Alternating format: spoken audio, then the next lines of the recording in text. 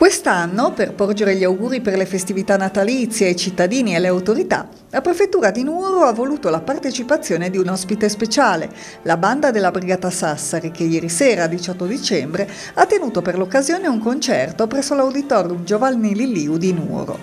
La banda della Brigata Sassari, che da quando è stata ricostituita nel 1988 presso il 151° Reggimento in Cagliari, svolge un'intensa attività concertistica sia in Italia che all'estero, ieri sera ha aperto il concerto eseguendo in apertura di spettacolo l'Inno di Mameli. Spazio poi ad alcuni brani del repertorio bandistico e della tradizione popolare della Sardegna, per proseguire con una selezione di alcuni tra i più celebri motivi natalizi.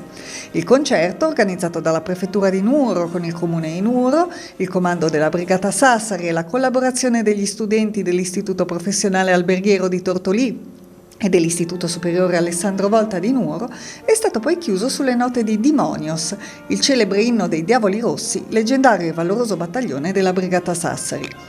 L'evento ha visto anche la partecipazione della sezione nuorese dell'Unicef, che ha allestito un banco all'ingresso dell'Auditorium Mereu, presso il quale era possibile acquistare una pigotta, la bambola di pezza accompagnata da una cartolina e una carta d'identità coi suoi dati e quelli della persona che l'ha realizzata, divenuta per l'Unicef vero e proprio simbolo di tante iniziative in favore dei bambini in difficoltà in ogni parte del mondo.